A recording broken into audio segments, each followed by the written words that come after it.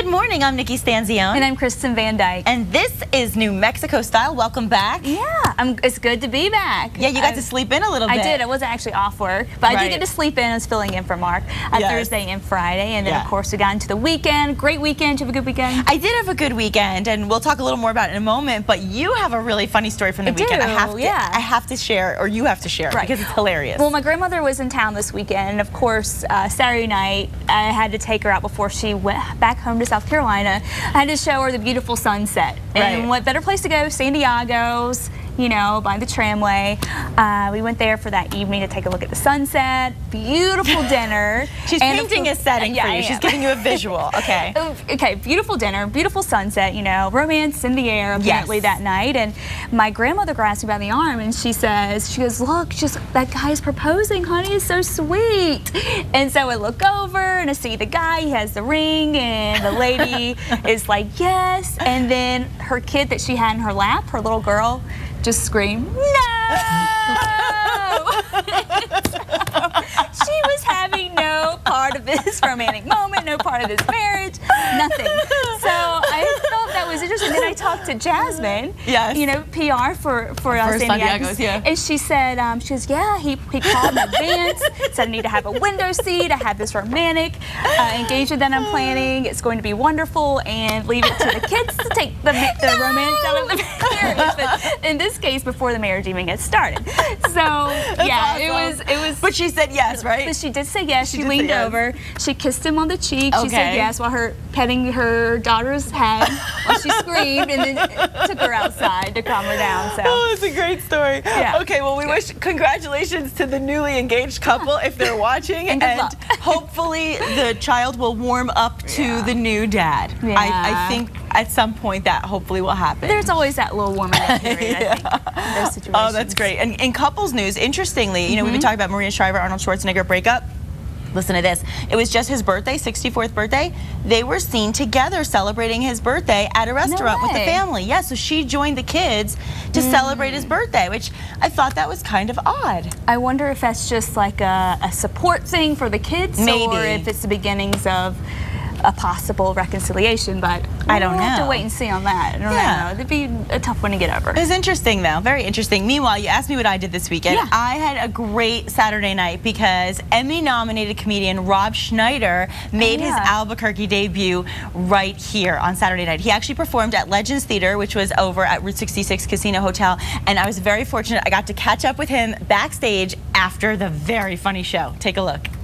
You got a great reaction from the crowd tonight. Fantastic. This is as good a crowd as anywhere in the country. Well, I have to say... Beautiful room, too. Jeez. Wasn't it? Yeah. I mean, it's here at Route 66. It's perfect gorgeous. Sound system. Maybe the best sound system I've worked. And I've worked in a lot of theaters and stuff. It's great.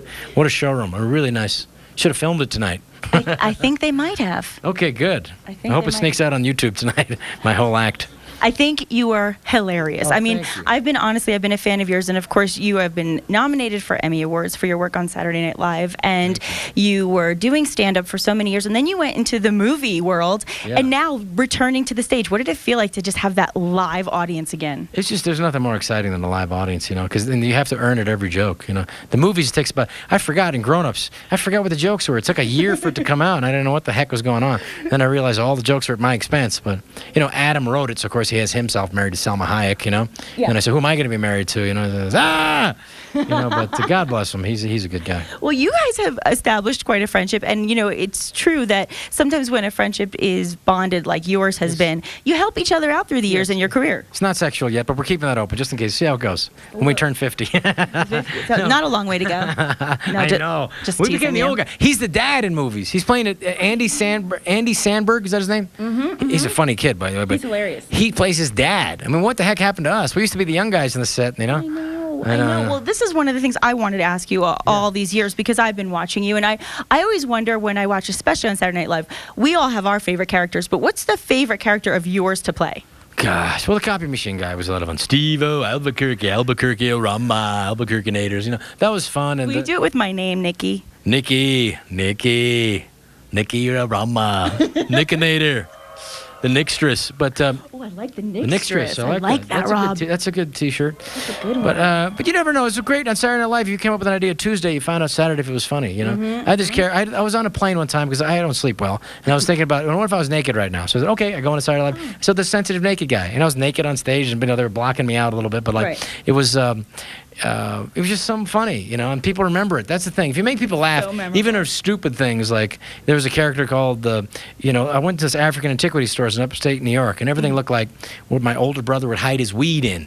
So I took a little drum and I said, hey, where does the weed go in here? And she looked at me like I was an idiot. The next thing you know, on Saturday Night, I was like, it's a Senegalese lute. It's carved from deerwood. They make one every 7 years. It's used for fertility rituals. What do you do with it? You put your weed in there, you know.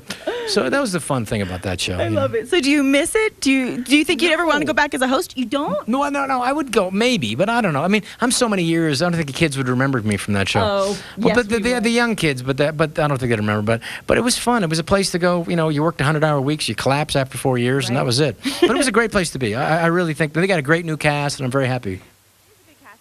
He was so gracious to give us so much time, so funny, such a great act, and he does say you can do it. I do have that, so I'm going to try to get that and put it online, because he did say it to me at the end of the interview, and we just didn't have time for today's show. But he was so gracious with his time and hilarious, and Stephen Michael Casada opened for him, so great show. It was a good show then. Hilarious. I bet your abs are sore from laughing then, probably from Saturday already. Yes, I already got a head start. Tell Karin I'm already warmed up. Nice.